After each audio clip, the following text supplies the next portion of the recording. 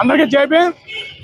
ఈరోజు పశ్చిమ గోదావరి జిల్లా తాడేపల్లిగూడెం నడి పొట్టినటువంటి డాక్టర్ బాబాసాహెబ్ అంబేద్కర్ విగ్రహం వద్ద ఈ రోజున ఎస్సీ వర్గీకరణపై సుప్రీంకోర్టు తీర్పు నిరసనగా భారత బంద్ నిర్వహిస్తూ డాక్టర్ బాబాసాహెబ్ అంబేద్కర్ విగ్రహం దగ్గర ఆయన విగ్రహానికి మేము ఇంత పత్రం ఇవ్వడం జరిగింది.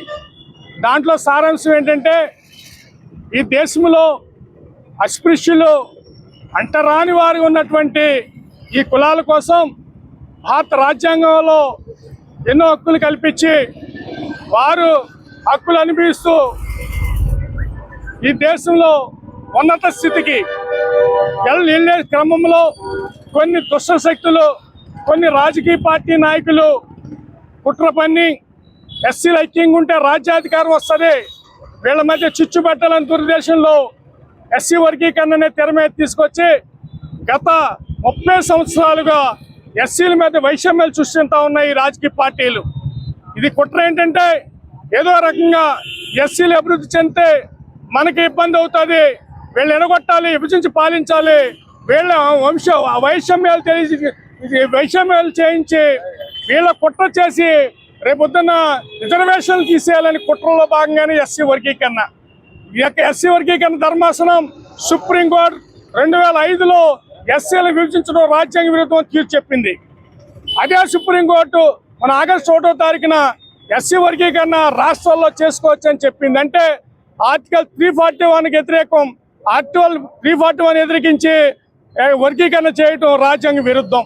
ఈ విషయం తెలిసి కూడా ఒక మోదీ, ఒక చంద్రబాబు, ఒక వెంకయ్య నాయుడు, ఒక కిషన్ రెడ్డి వీళ్ళందరూ కలిసి కుట్ర చేసి ఈ రోజున ఎస్సీ వర్గీకరణ చేసుకోవచ్చని చెప్పడం చూసాం.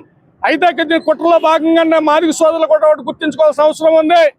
ఎస్సీలు ఎవరికైనా ఒకరికి ఉద్యోగం వస్తే మిగతా ఫ్యామిలీకి రాకూడదని క్రిమిలేయర్ అనేది కూడా 296 పేజీలో పెట్టడం జరిగింది. ఈ విషయాన్ని కూడా మా సోదరులు కూడా గుర్తించుకోవాలి. వీళ్ళిద్దరిని ఎస్సీల మధ్య చిచ్చు పెట్టి టోటల్గా ఈ రిజర్వేషన్ తీసేయడానికి కేంద్ర ప్రభుత్వం, రాష్ట్ర ప్రభుత్వం కుట్ర చేస్తూ ఉంది. ఎందుకు చేతనంటే, డాక్టర్ బాబాసాహెబ్ అంబేద్కర్ గారు 77 సంవత్సరాల క్రితం భారత రాజ్యాంగం రాసినప్పుడు 15% రిజర్వేషన్ ఉంచారు. ఇప్పుడు మేమైతే 22% చేరం. ముందు జనగణన చేయాలి, తర్వాత కులగణన చేయాలి. ఈ రెండు చేసిన తర్వాతే వర్గీకరణ చేయాలని మేము కోరుతా ఉన్నాం.